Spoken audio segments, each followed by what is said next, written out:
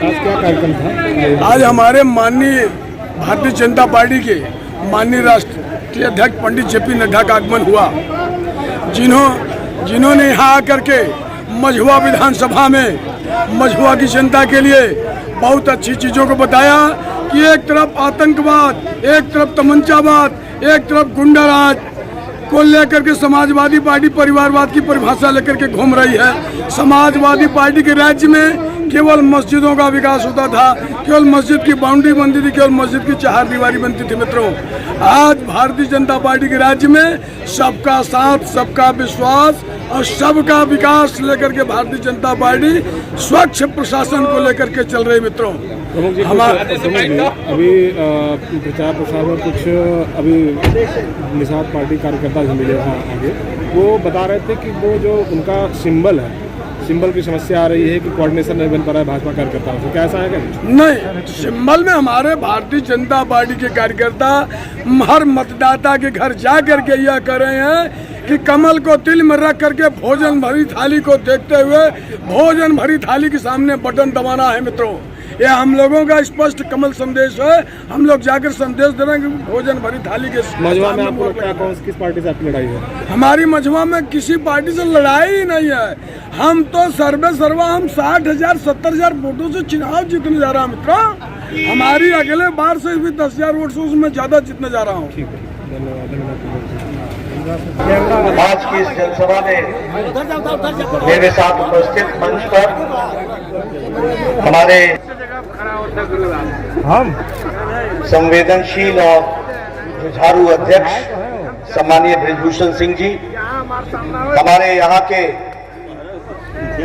हमारे गठबंधन के प्रत्याशी निषाद पार्टी के हमारे सदस्य डॉक्टर विनोद कुमार बिंद जी,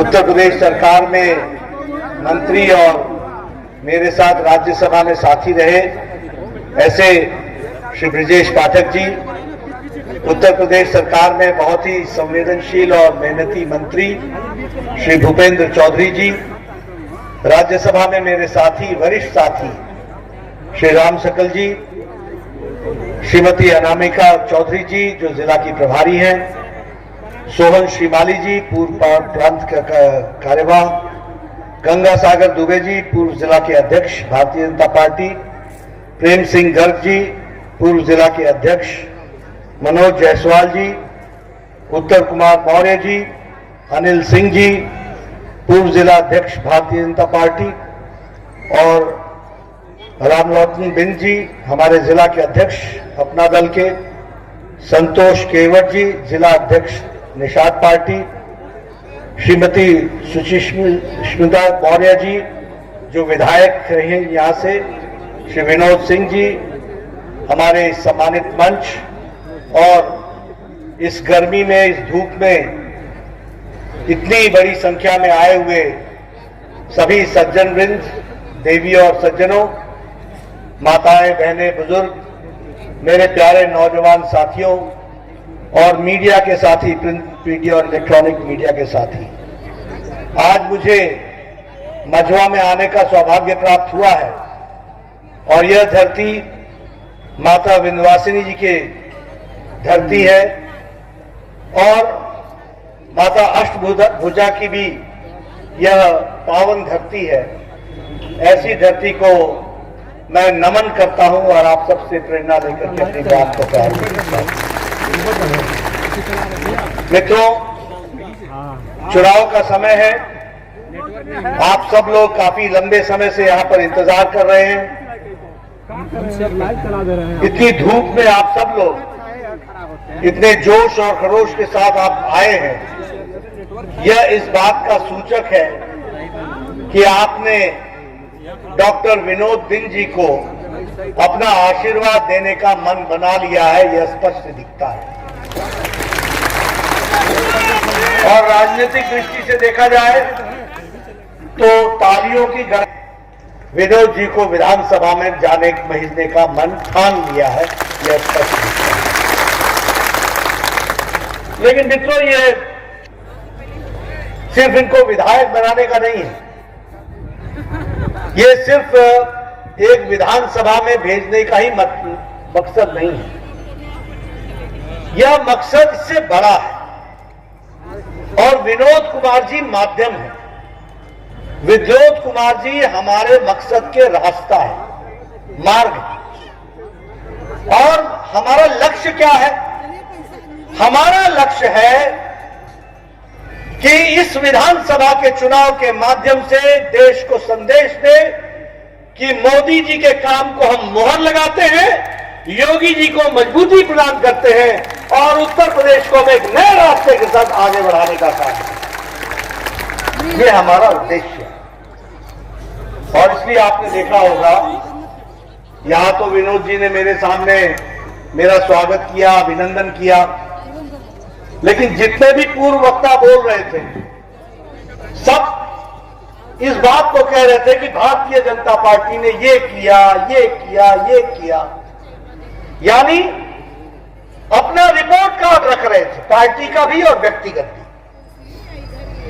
ये रिपोर्ट कार्ड रखना और अपने बारे में बताना कि हमने क्या किया है, ये ताकत सिर्फ भारतीय जनता पार्टी, निषाद पार्टी और अपना दिल के ही कार्यकर्ता दे सकते हैं, बाकी कोई नहीं दे। क्या यहां समाजवादी पार्टी का कोई नेता आके बोल सकता है कि मैंने ये विकास का काम किया? कह सकता है क्या? कहेगा क्या? वो तो यही कहेगा ना कि हम तो काली गाड़ी वाले भेजा करते थे, बंदूकधारी। याद है वो तस्वीर 5 साल पहले की? याद है आप लोगों को? वो काली गाड़ियां सरपट घूमती थी। तो आपके पास कहने के लिए कुछ नहीं है, अगर है तो सिर्फ एनडीए के कार्यकर्ता और नेता के पास है। इस बात को हमको समझना चाहिए। इसलिए रिपोर्ट कार्ड रखने की ताकत सिर्फ हमारी है। अब रही बात कि भारतीय जनता पार्टी, निषाद पार्टी, अपना दल पार्टी किस बात के लिए खड़ी? हम खड़े हैं गांव, गरीब, वंचित, पीड़ित, शोषित, दलित, महिलाएं, युवा, किसान, जो समाज के अंतिम पायदान पर खड़ा व्यक्ति है, उसको मुख्य धारा में लाकर ताकत देने का काम है। इसके लिए हम खड़े हैं। इस बात को हमको ध्यान रखना चाहिए। हम सत्ता में बैठने नहीं आए हैं, हम मंत्री बनने नहीं आए हैं, हम एमएलए बनने नहीं आए हैं। एमएलए हमारा रास्ता है, एमएलए हमारा माध्यम है। लक्ष्य हमारा है कि मिर्जापुर की जनता हो, उत्तर प्रदेश की जनता हो, वो मजबूती से खड़ा होकर के देश के काम में आगे बढ़े। इस बात को मजबूती देना। और फिर ये मैं भाषण के लिए नहीं कह रहा हूं। आप बताओ, देश की कमजोरी बताऊं आपको तस्वीर 2014 से पहले। ये देश 130 करोड़ का देश और देश के लाभ को उठाने के लिए बैंक के माध्यम से रुपए प्राप्त करने वालों की संख्या, यानी बैंक के खाता की संख्या सिर्फ 3.25 करोड़, यानी 130 करोड़ का देश था और बैंक के खाते खुले हुए सिर्फ 3.25 करोड़ लोगों के थे। वो भी अमीर लोगों के थे, गरीब लोगों के नहीं थे। और जब मोदी जी ने कहा कि मैं बैंक में गरीबों के खाते खुलवाऊंगा, तो यही चांदी के चम्मच के साथ पैदा हुए अखिलेश और इनके ब्रांड के लोग मोदी जी का मजाक बनाते थे कि नहीं बनाते थे? कहते थे ये क्या प्रधानमंत्री है, बैंक के खाते खुलवाएगा? क्या रखा है खाते खुलवाने में? मित्रों, मोदी जी ने कहा बिना पैसे के तुम खाता खोलो, कोई गरीब आदमी को पैसा डालने की जरूरत नहीं है। और साथ में कहा कि कोई गारंटर नहीं चाहिए, तुम्हारा गारंटर नरेंद्र मोदी है, भारत सरकार है, वो तुम्हारी गारंटी लेगा। और खाते में तुम पैसा नहीं डालोगे, खाते में हम पैसा डालेंगे। और जब लॉकडाउन लगा तो 20 करोड़ बहनों के खाते में 500 रुपए 3 महीने को पहुंचाकर गरीब की चूल्हे का जलने का इंतजाम किया। इस बात को ध्यान में रखना चाहिए। इसलिए जब हम कहते हैं ना कि हम गरीब के बारे में चिंता करते हैं, तो भाषण नहीं देते हैं। हम भाषण नहीं देते हैं, हम राशन पहुंचाते हैं। 80 करोड़ की जनता को राशन पहुंचाते हैं। इस बात को हमको समझना चाहिए। इसलिए मित्रों, जब हम गरीब की बात करते हैं, अब आप बताइए, प्रधानमंत्री आवास योजना में मकान बने कि नहीं बने? 2,56,00,000 से ज्यादा मकान बने कि नहीं बने? और आपको जान करके खुशी होगी कि इस जगह में 42,000 मकान बने, पक्के मकान बने हैं। ये आपको याद है, मझुआ में 42,000 मकान बने। आंकड़ों के साथ आया हूं मैं। और कैसे मकान बने? पक्की छत, अलग से रसोई, रसोई में गैस का चूल्हा और कनेक्शन, अलग से शौचालय, रहने के लिए अलग कमरा, बाहर टेरेस अलग से, और घर का मालिक नहीं होगा, घर की मालकिन मालिक होगी, महिला सशक्तिकरण करके दिया। यह है बदलता भारत, यह है बदलती तस्वीर। 2.5 करोड़ से ज्यादा लोगों को घर में बिजली का कनेक्शन दिया है, और आपके यहां यह कनेक्शन 67,000 लोगों को बिजली का कनेक्शन मझुआ और इस क्षेत्र में दिया गया है। इसको भी हमको ध्यान में रखना चाहिए, इसको भी हमको समझना चाहिए। यानी 2014 से पहले 18,000 गांव ऐसे थे जहां बिजली नहीं थी, और लगभग 2,56,00,000 से ज्यादा मकान ऐसे थे जिनको बिजली नहीं थी, और आपके इलाके में 67,000 ऐसे मकान थे जिनको बिजली नहीं थी। उनको बिजली देने का काम किया तो नरेंद्र मोदी जी और योगी जी ने किया। यह भी आपको याद रखना। आपको याद होगा कि 5 साल पहले बिजली यहां 3-3 दिन पर आती थी कि नहीं आती थी? 2-2 दिन पर आती थी कि नहीं आती थी? और रातें बिजली है तो भोरे गायब, भोरे है तो शाम के गायब। यही स्थिति थी कि नहीं थी? आजकल 24 घंटे बिजली मिल रही है कि नहीं मिल रही है? मिल रही है कि नहीं मिल रही है? अब मोदी जी ने कहा था कि 56 इंच का सीना चाहिए बिजली देने के लिए। बताओ, मोदी जी ने पहुंचाई बिजली की नहीं पहुंचाई है?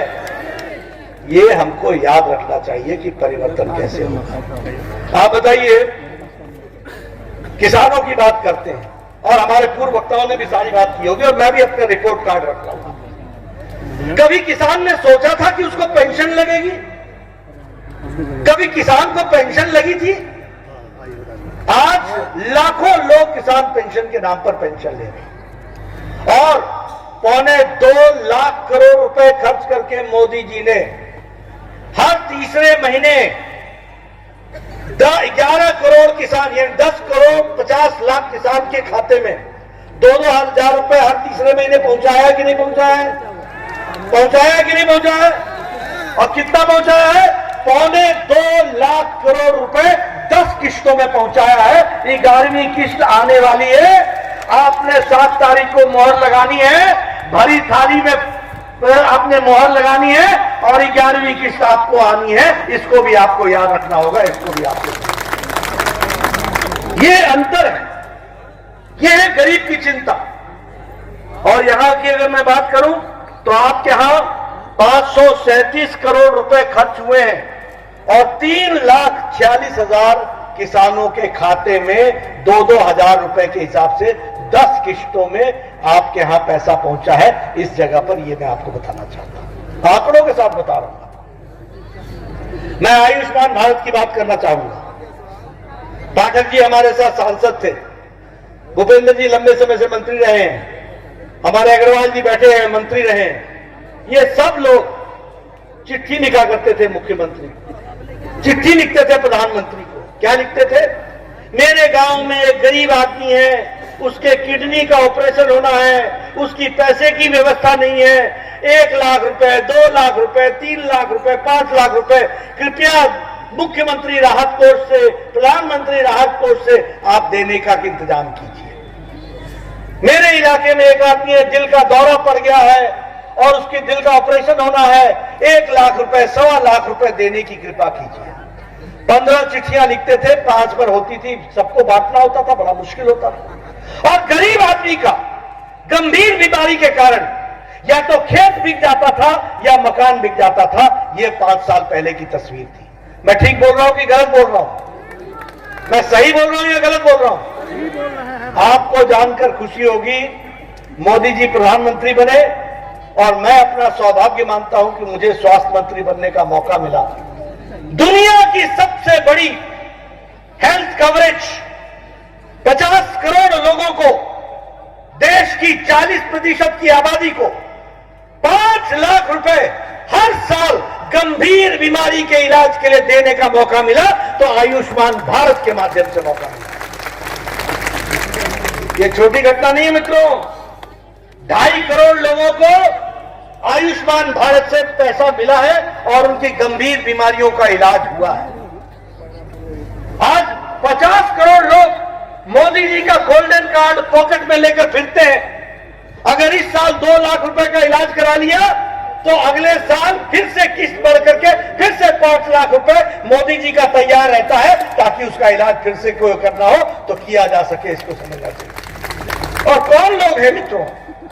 जाति के आधार पर नहीं किया गया है, गरीबी के आधार पर किया गया। रिक्शा वाला, किसी भी जाति का, ठेला वाला, रेडी वाला, सब्जी वाला, auto rickshaw driver, lift man, waiter, गरीब जो कूड़ेदान से प्लास्टिक उठाता है, उसके पॉकेट में मोदी जी का गोल्डन कार्ड आयुष्मान भारत है और वो 5 लाख रुपए का इलाज करा सकता है। यह गरीब की चिंता करने की व्यवस्था की गई है। आप बताइए, ये गरीब की व्यवस्था है कि नहीं है? ये गरीब को मजबूती देने का काम है कि नहीं है? आप बताइए, स्वच्छता अभियान मोदी जी ने 2014 में लाल किले के प्राचीर से कहा कि स्वच्छता अभियान करेंगे, और ये चांदी के चम्मच के साथ पैदा हुए नेता ने, अखिलेश जी, राहुल जी, सब लोगों ने मजाक उड़ाया था मोदी जी का। क्या है, प्रधानमंत्री स्वच्छता की बात करता है लाल किले से। आपको जानकर के खुशी होगी कि आज उत्तर प्रदेश में कोई भी गांव ऐसा नहीं है जहां लोग खुले में शौच जाते हैं।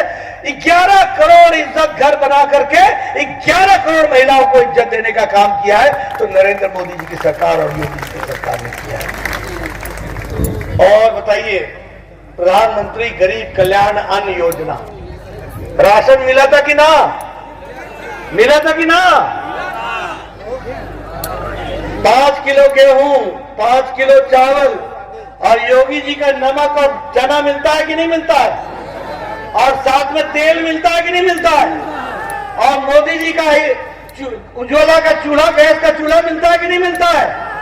सिलेंडर मिलता है कि नहीं मिलता है?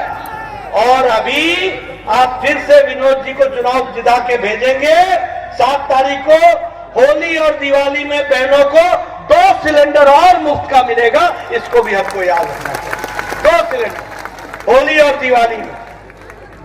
यह है अंतर, यह है गरीब की चिंता, यह है महिलाओं की चिंता, यह है युवाओं की चिंता, यह है किसानों की चिंता। मैंने जो कहा, गांव, गरीब, वंचित, पीड़ित, शोषित, दलित, इन लोगों की चिंता किसने की है? इसकी चिंता की है तो भारतीय जनता पार्टी ने की है। अभी मैं मछली शहर में था, वहां के प्रत्याशी को बारे में चर्चा कर रहा था। आपको जानकर आश्चर्य होगा, एक कार्यकर्ता है हमारा, एमएलए का चुनाव लड़ रहा है, उसके खाते में सिर्फ 3,000 रुपए था। एक गरीब आदमी बेचारा। लेकिन यह भारतीय जनता पार्टी है जो गरीब को एमएलए बनाने की समझ, ताकत रखती है और उसको आगे बढ़ाती है। इसको भी हमको समझना चाहिए। इसलिए मित्रों, विकास की एक नई कहानी जो भारतीय जनता पार्टी ने रची है, यह रिपोर्ट कार्ड रखने की ताकत किसी और को नहीं, ये सिर्फ भारतीय जनता पार्टी को है। और मैं अगर यहां आया हूं तो मैं आपसे इस बारे में भी बातचीत करना चाहूंगा, विकास की दृष्टि से। आप बताइए, आपके इलाके के विकास के लिए यहां पर हर तरीके के काम हुए हैं कि नहीं हुए हैं? आप बताइए कि यहां पर विंध्यवासिनी मेडिकल कॉलेज बन रहा है कि नहीं बन रहा है? बन गया। अब मित्रों, ये भी कहानी आपको सुना दूं। मैं ही स्वास्थ्य मंत्री था 2014 में। 2014 में यहां पर उत्तर प्रदेश में 22 करोड़ की जनता के लिए सिर्फ 15 मेडिकल कॉलेज थे, 15 मेडिकल कॉलेज। और आज हर तीसरे जिले में मेडिकल कॉलेज खोला गया है। और टोटल सरकारी क्षेत्र में मोदी जी के आशीर्वाद से 59 मेडिकल कॉलेज खुले हैं, 59 मेडिकल कॉलेज। और विंध्यवासिनी भी, ये क्षेत्र भी विंध्यवासिनी मेडिकल कॉलेज के साथ अब युक्त हो चुका है। ये मेडिकल कॉलेज नहीं है, इस मेडिकल कॉलेज का मतलब है कि हर साल 100 एमबीबीएस डॉक्टर निकलेंगे, हर साल 100 बहनें नर्सें बनकर के निकलेंगी, हर साल 100 पैरामेडिक्स निकलेंगे, हर साल 100 फिजियोथेरेपिस्ट निकलेंगे और हर गांव-गांव में यहां एमबीबीएस का डॉक्टर पहुंचेगा। यह परिवर्तन आने वाला है मझवा में, इसको हमको समझना चाहिए। यह है भारत की आकांक्षाएं, और भारत की आकांक्षाएं उत्तर प्रदेश की आकांक्षा से जुड़ती है, और उत्तर प्रदेश की आकांक्षा अधूरी है जब तक कि मझवा क्षेत्र में गांव-गांव में डॉक्टर नहीं पहुंचता। इसलिए ये मेडिकल कॉलेज नहीं है, यह विकास की एक नई कहानी है। आप बताइए, पूर्वांचल हाईवे बन रहा है कि नहीं बन रहा है? गोरखपुर लिंक एक्सप्रेसवे बन रहा है कि नहीं बन रहा है? गंगानगर एक्सप्रेसवे बन रहा है कि नहीं बन रहा है? आप बताइए, बुंदेलखंड एक्सप्रेसवे बन रहा है कि नहीं बन रहा है? आप बताइए, 4 लेन 6 लेन हो रहा है कि नहीं हो रहा है? आजकल हमारे नौजवान लोग मोटरसाइकिल लेकर के सरपट 100 किलोमीटर 80 किलोमीटर चलते हैं कि नहीं चलते? अब पहले पता नहीं था कि खड्डे में सड़क है या सड़क में खड्डा है, पता नहीं चलता था। मित्रों, ये सड़कें नहीं है, ये विकास की कहानी है, ये विकास की गंगा है, इसको हमको याद रखना चाहिए। इसलिए दावे के साथ हम कह सकते हैं कि विकास का काम का दूसरा नाम है एनडीए, विकास का दूसरा नाम है भारतीय जनता पार्टी, विकास का नाम है निषाद पार्टी, विकास का नाम है अपना दल। और जब मैं थाली की बात करता हूं, भरी थाली, तो मैं आपको बताना चाहता हूं, यही निषाद पार्टी, यही राजा निषाद की बात हम करते थे और लंबे समय तक इनके साथ अन्याय होता रहा। अगर इनकी थाली को भरने का वायदा करके तस्वीर बदलने का काम भी किया है तो वो नरेंद्र मोदी जी ने किया है, इसको हमको याद रखना चाहिए। इसलिए कमल के निशान को मजबूती देनी है तो यहां की थाली, भोजन परसी हुई थाली, इसको भी हमको मुहर लगा करके सफलता देनी है, ये हमको याद रखना चाहिए। मित्रों, इस बार का बजट आया, निर्मला सीतारमण जी ने बजट रखा है। इस बजट के तहत लगभग 60 लाख नौकरियां एक साल में दी जाएंगी, 60 लाख बजट का। और सबसे बड़ा हिस्सेदार कौन होगा? उत्तर प्रदेश, क्योंकि उत्तम प्रदेश है, क्योंकि आगे बढ़ रहा है, इसको सीधा इसका लाभ मिलेगा। 25,000 किलोमीटर की सड़क एक साल में बनने वाली है, एक साल में 25,000 किलोमीटर बनेगी, 20,000 करोड़ रुपए उस पर खर्च होगा। लगभग 60 लाख घर बनेंगे एक साल में, और उसके लिए 48,000 करोड़ रुपए खर्च होने वाला है। और 3 करोड़ 80 लाख घरों में जल, नल से जल पहुंचाया जाएगा, और उसके लिए 60,000 करोड़ रुपए खर्च होने वाला है। एक बदलती तस्वीर। और इन सब चीजों के लिए मुहर आपने लगानी है 7 तारीख को भरी थाली पर डॉक्टर विनोद बिंद को, यह भी हमको याद रखना चाहिए। मित्रों, 5 साल के अंदर 10 यूनिवर्सिटीज बनी है, 5 साल के अंदर 2 All India Institute of Medical Sciences Uttar Pradesh में बना है, 5 साल के अंदर 59 मेडिकल कॉलेज बने हैं, 5 साल के अंदर 28 इंजीनियरिंग कॉलेज खुले हैं उत्तर प्रदेश में, 5 साल के अंदर 78 डिग्री कॉलेज खुले हैं उत्तर प्रदेश में, और 5 साल के अंदर लगभग 4.5 लाख लोगों को डायरेक्ट और इनडायरेक्ट रोजगार दिया गया है। यह हमको ध्यान में रखना चाहिए। एक बदलता उत्तर प्रदेश है, उस उत्तर प्रदेश को आगे ले जाना है, और इसीलिए हमने तय किया है कि अब किसानों को सिंचाई के लिए बिजली मुफ्त दी जाएगी ताकि किसान आगे खड़ा हो सके। अब हमने तय किया है कि बहनों को दीपावली और होली में 2 सिलेंडर मुफ्त दिए जाएंगे ताकि उनको त्योहार का हम तोहफा दे सके। और हमने बहनों के लिए तय किया है, जो कॉलेज जाने वाली बहनें हैं, स्कूल को +2 में जाएंगी और पढ़ने लिखने वाली होंगी, उनको मोपेड और स्कूटर दिया जाएगा ताकि वो फराटा करते हुए फराटे से वो अपने स्कूल और कॉलेज पहुंचे। और 2 करोड़ नौजवानों को लैपटॉप और टैबलेट दिया जाएगा ताकि वो दुनिया के साथ जुड़ करके विकास की अपील करें। ये रास्ता। और मित्रों, आप बताइए, आपको 5 साल में माफिया राज से छुट्टी मिली कि नहीं मिली? मिली कि नहीं मिली? बहू बेटियां सुरक्षित हैं कि नहीं है? माताएं सुरक्षित हैं कि नहीं है? बहनें सुरक्षित हैं कि नहीं है? अब 5 साल पहले यहां गुंडागर्दी होती थी कि नहीं होती थी? मुझे बताया गया कि यहां काली गाड़ियां दौड़ती थी, तो मैंने फिर ब्रिजेश जी को कहा, भूपेंद्र जी को कहा, अरे मेरे को काहे को बैठा दिया काली गाड़ी में? यहां सुनते हैं कि काली गाड़ी हुआ करती थी और बंदूक लेके चलते थे, गाड़ियां चलती थी। आप बताओ 5 साल पहले आजम खान दंदनाता था कि नहीं दंदनाता था? दंदनाता था कि नहीं दंदनाता? और अखिलेश जी इसको साहब करके बुलाते थे। ये मुख्तार अंसारी दंदनाता था कि नहीं दंदनाता था? और पंजाब से कैसे डरे हुए आया था, याद है आपको? पंजाब की जेल से कैसे डर के आया था? सुप्रीम कोर्ट में अर्जी लगाई थी, बचा लियो पहुंचा दियो सुरक्षित जेल में, था कि नहीं था? और आप बताइए ये अतीक अहमद ये दंदनाता था कि नहीं दंदनाता था? अब देखिए व्यक्ति वही था, कानून वही था, मुजरिम वही था। अखिलेश के राज में तुम दंदनाते थे और योगी जी के राज में तीनों जेल में गुल्ली डंडा खेल रहे हो। ये परिस्थिति आकर के खड़ी है। कानून वही है, मुजरिम भी वही है, जुर्म भी वही है।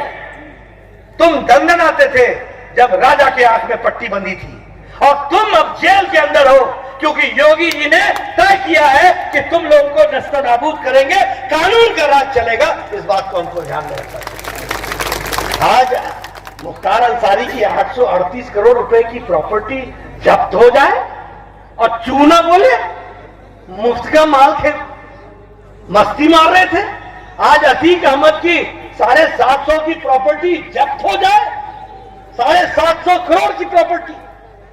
ये सुनो, बड़ी इंटरेस्टिंग बात है। मैं तो उत्तर प्रदेश के कानून की व्यवस्थाओं को जब मैं देख रहा हूं तो गहराई से समझ रहा हूं। जहां डीजीपी का ऑफिस है लखनऊ में, डायरेक्टर जनरल ऑफ पुलिस, उसकी पुलिस की हेडक्वार्टर के बगल में एक जमीन थी, उस जमीन को हथियाया था अतीक अहमद ने। जमीन किसकी? पुलिस की, होम डिपार्टमेंट की। बैठा कौन था? अतीक अहमद, दुनिया भर का जुर्म करने वाला। ये था राज। और योगी जी का राज आया तो जमीन का कब्जा भी हटा और वहां पुलिस का भव्य बिल्डिंग अब बन रहा है, कानून व्यवस्था बन रही है। ये हमको याद रखना चाहिए। मित्रों, इन गुंडों से निपटने के लिए योगी जी ने और हम लोगों ने मैनिफेस्टो में तय किया है एंटी टेररिस्ट स्क्वाड का सेंटर बनेगा। Anti terrorist commando squad training centre कहां बनेगा? देवबंद में बनेगा। कहां बनेगा? बहराइच में बनेगा। कहां बनेगा? कानपुर में बनेगा। कहां बनेगा? आजमगढ़ में बनेगा। कहां बनेगा? जौनपुर में बनेगा, ताकि कोई गुंडा सर न उठा सके, उसके पहले ही जमीन में हो और कानून का राज हो। इस बात को हमको पूछना समझना पड़ेगा। इसलिए मित्रों, आप याद रखो बीजेपी आने का मतलब क्या है। आप याद रखो एनडीए के आने का मतलब क्या है और एनडीए के ना आने का क्या मतलब है, वो भी आप समझ लो।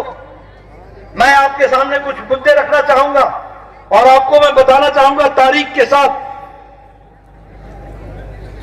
जब मैं मीडिया के मेरे साथी बैठे हैं, मैं उनसे चाहूंगा कि मेरी बात को तारीख और नाम के साथ नोट कर लें। और जब अखिलेश जी यहां आए, मुझे उम्मीद नहीं है कि वो यहां आएंगे, लेकिन अगर आए तो आप जो मेरे मुंह के आगे माइक लगाते हो ना, जरा उनके मुंह के आगे माइक लगा के पूछना कि जेपी नड्डा पूछ रहा था, जवाब दो। और मेरा प्रश्न है कि 22 मई को 2007 को गोलघर बम ब्लास्ट हुआ था गोरखपुर में। गोलघर बम ब्लास्ट 3 ब्लास्ट हुए थे।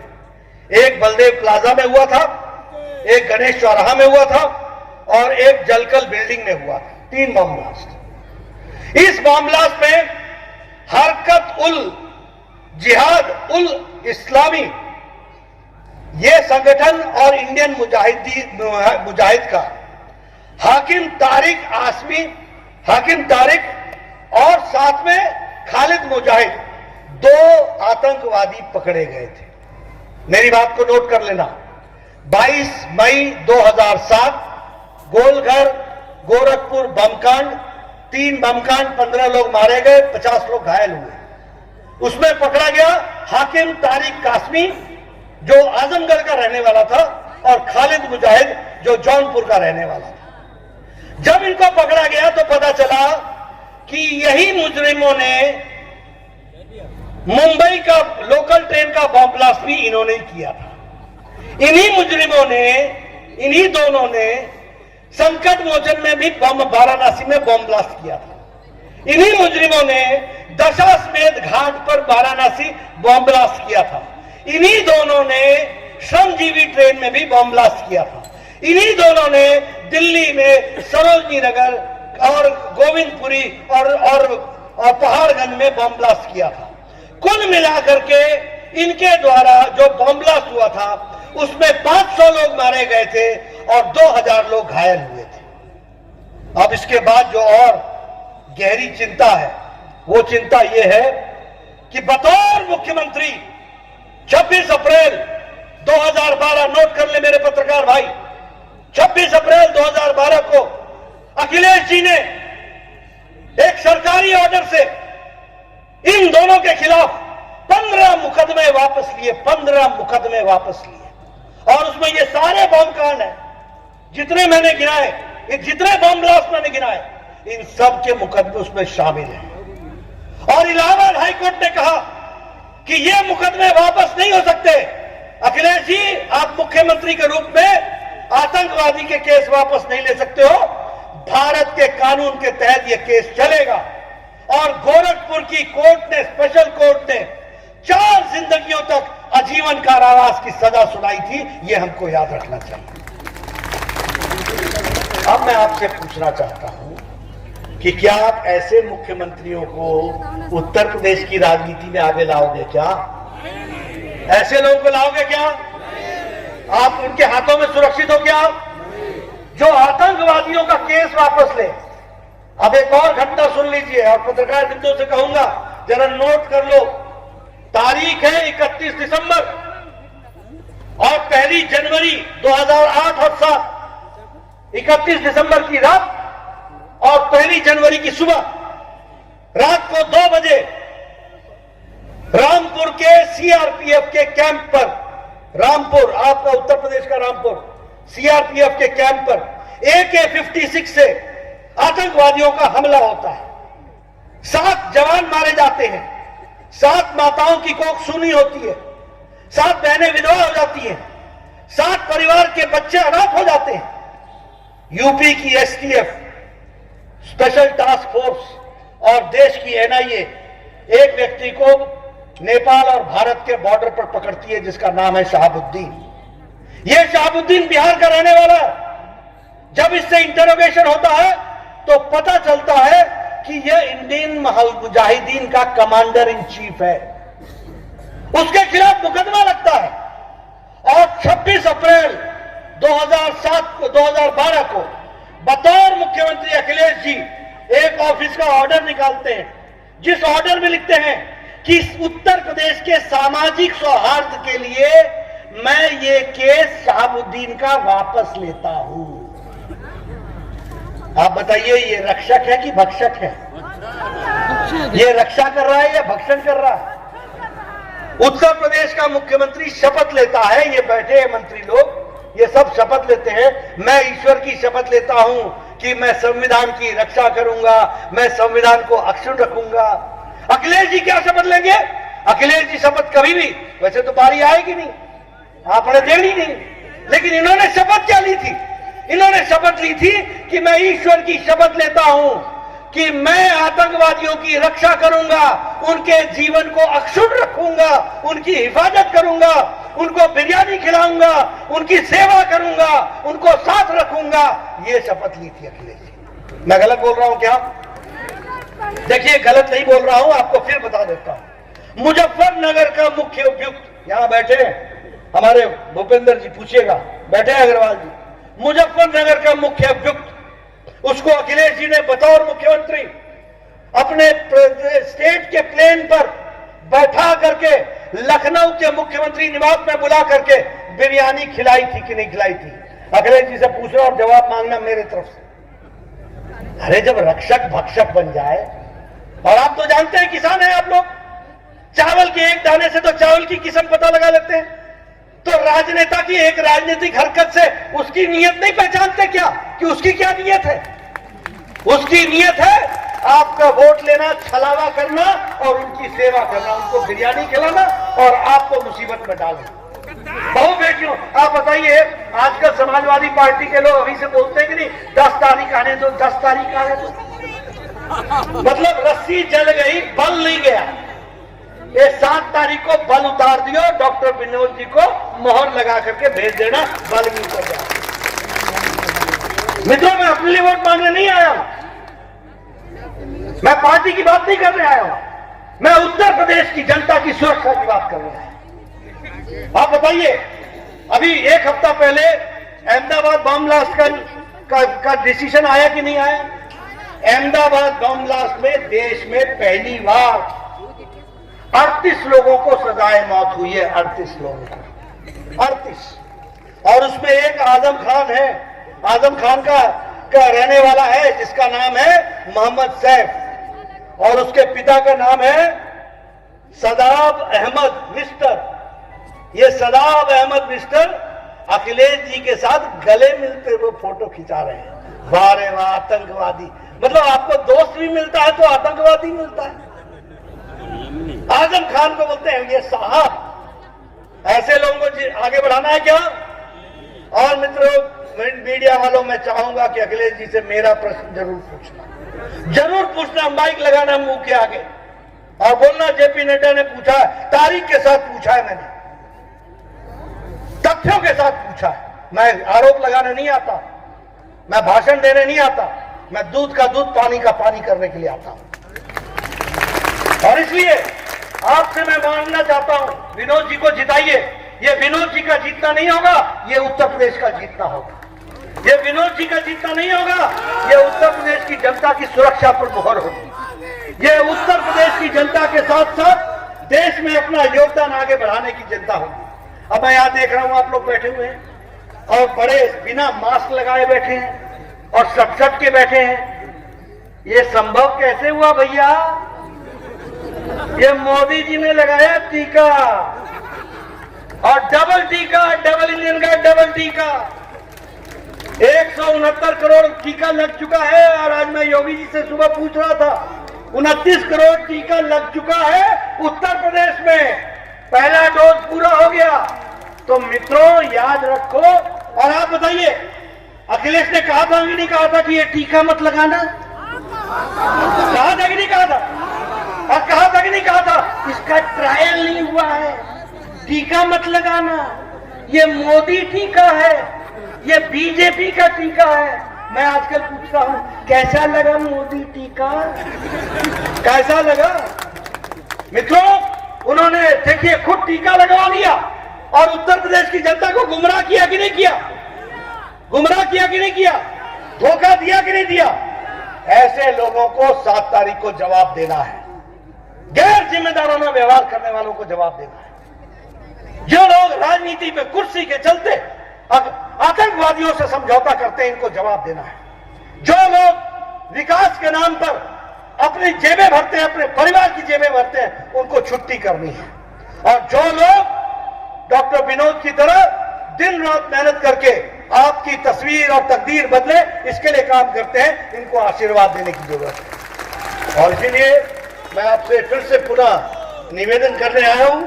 मुद्दा गरीब आदमी की ताकत देने का है, मुद्दा सुरक्षा का है, मुद्दा अपने स्वास्थ्य का है, मुद्दा शिक्षा का है।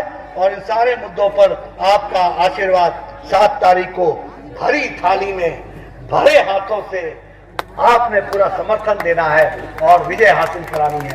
आपने मेरी बात सुनी इस गर्मी में, इस धूप में, आपका बहुत बहुत धन्यवाद। जय भारत, जय उत्तर प्रदेश। बहुत बहुत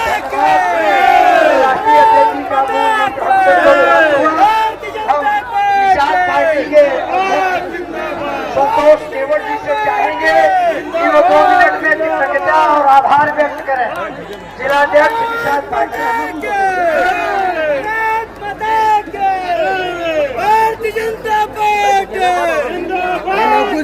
आप लोगों के बीच में हिंद क्षेत्र के पावन पवित्र गंगा के मैदान में बसा जिला मिर्जापुर के मझवा विधानसभा में आप लोगों के बीच में भारत ही नहीं पूरे दुनिया की सबसे बड़े लोकतंत्र में राष्ट्रीय अध्यक्ष एवं नेता के रूप में हमारे बीच में माननीय नड्डा साहब जी और आप लोगों के बीच में भारतीय जनता पार्टी एवं निषाद पार्टी एवं अपना दल के सम्मानित पदाधिकारी कार्यकर्तागण, हमारा आम दल राष्ट्रीय अध्यक्ष डॉक्टर संजय कुमार निषाद एवं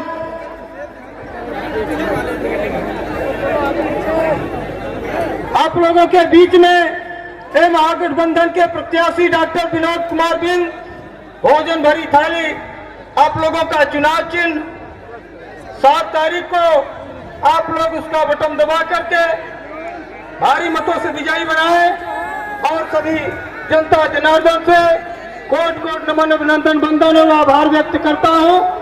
जय निषाद राज, जय हिंद, जय भारत।